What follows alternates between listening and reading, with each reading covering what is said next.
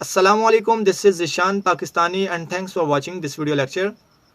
Students, आज हम discuss करेंगे 9th क्लास की इंग्लिश का यूनिट नंबर 7 जिसका टाइटल है सुल्तान अहमद मॉस्क या फिर सुल्तान अहमद मस्जिद। तो विदाउट टाइम वेस्ट किए हम अपने लेक्चर की तरफ बढ़ते हैं। पैराग्राफ नंबर 1 देखिएगा, आप अपने टेक्स्ट बुक पर देखिए या इधर से देखिए जैसे आपको अच्छा लगे। द सुल्तान अहमद मस्जिद is one of the most impressive monuments in the world. The Sultan Ahmed Masjid is one of the most impressive monuments in the world. मस्जिद सुल्तान अहमद दुनिया की सबसे मुतासिर कुन तामीरात में से एक है। सेंटेंस नंबर 2 देखें। It is also known as the Blue Masjid because of the blue tiles that embellish its interior. It is also known as the Blue Masjid because of the blue tiles that embellish its interior. इसके अंदरूनी हिस्से को सजाने वाली नीली टाइलों की वजह से इसे नीली मस्जिद के नाम से भी जाना जाता है। देखिए, मस्जिद के अंदर जो ब्लू कलर की टाइल्स लगी हुई हैं, उन्हीं टाइल्स की वजह से इसको ब्लू मस्जिद कहा जाता है। सेंटेंस नंबर 3 देखिएगा। Situated in Istanbul, the largest city in Turkey and the capital of Ottoman Empire from 1453 to 1923. फिर सुनिएगा। Situated in Istanbul, the largest city in Turkey and the capital of Ottoman Empire from 1453 to 1923. Turkey के सबसे बड़े और 1453 से 1923 तक उस्मानी सल्तनत के दारुल हुकूमत रहने वाले शहर इस्तांबुल में वाक़या। It has become the most popular tourist attraction. It has become the most popular tourist attraction. ये सियाहों के लिए सबसे मकबूल दिलकशी बन चुकी है। पैराग्राफ 2 सेंटेंस नंबर 1 देखिएगा। It was constructed between 1609 and 1616 during the rule of Ahmed I. It was constructed between 1609 and 1616 during the rule of Ahmed I. इसकी तामीर सुल्तान अहमद अव्वल के दौरे हुकूमत में 1609 से 1616 के दरमियान हुई। इसकी तामीर सुल्तान अहमद अव्वल के दौरे हुकूमत में 1609 से 1616 के दरमियान हुई। As was the custom, this masjid, like the other masajid of the time, comprises a tomb of the founder and mudrasa. जैसा कि दस्तूर था, यानी उस रिवाज था उस ज़माने में, उस वक्त की दीगर मसाजिद की तरह ये मस्जिद बानी के मिज़ार, एक मदरसे और एक मुसाफिर खाने पर मुश्तमिल है। पैराग्राफ 3 देखें। Sentence number 1। The construction of the masjid started in 1609. The construction of the masjid started in 1609. मस्जिद की तामीर 1609 में शुरू हुई। सेंटेंस नंबर 2 देखिएगा। The royal architect Sadifar Mehmet Aga was appointed by the Sultan as in charge of the project. The royal architect Sadifar Mehmet Aga was appointed by the Sultan as in charge of the project.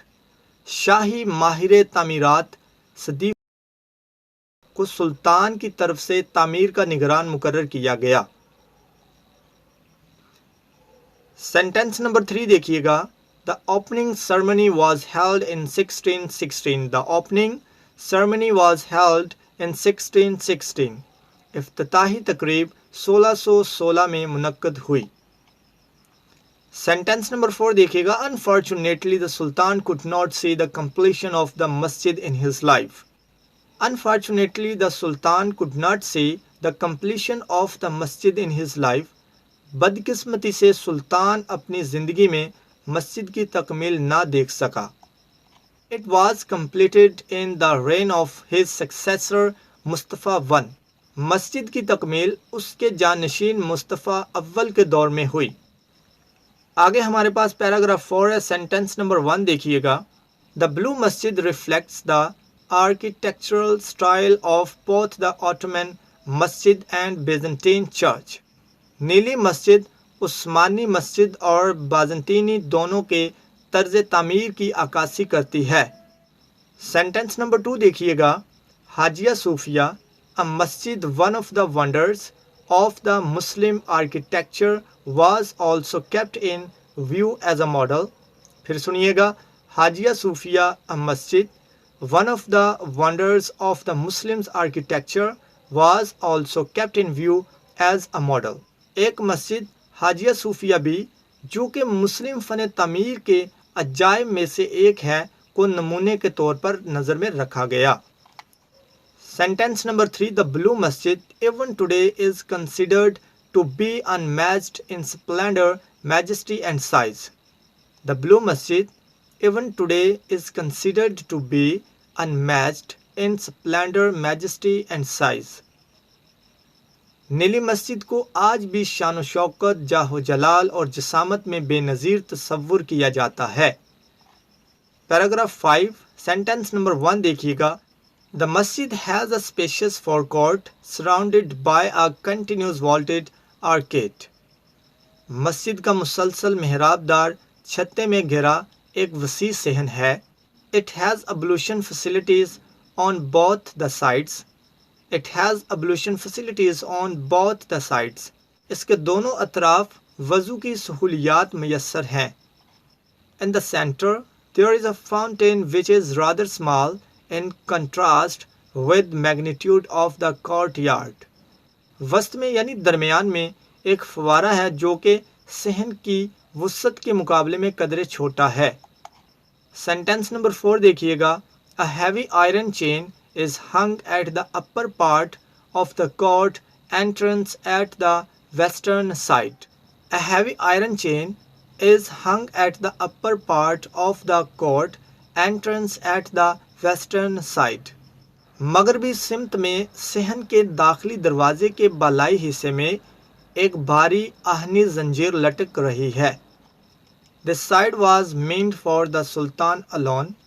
ये सिमत सिर्फ बादशाह के लिए मखसूस थी। Sentence number 6 देखिएगा। The chain was put there so that the Sultan had to lower his head every time he entered the court. जंजीर वहाँ लगाई गई थी ताकि सुल्तान जब सहन में दाखिल हो तो उसे सर झुकाना पड़े। सेंटेंस नंबर 7 देखिएगा। It was the symbolic gesture to ensure the humility of the ruler in face of the divine power. It was the symbolic gesture to ensure the humility of the ruler in the force of the divine power. यह गैबी ताकत के सामने हुक्मरान की आजिज़ी को यकीनी बनाने का अलामती इशारा था। तो स्टूडेंट्स आज हम यहाँ तक ही पढ़ेंगे इस लेसन को। इसका दूसरा पार्ट जो है वो हम नेक्स्ट वीडियो लेक्चर में डिस्कस करेंगे। उम्मीद करता हूँ आपको लेक्चर पसंद आया होगा। अगर पसंद आए तो don't forget to like share and subscribe. मिलते हैं नेक्स्ट वीडियो लेक्चर में। तब तक अपना बहुत सारा ख्याल रखिएगा। अल्लाह हाफिज़।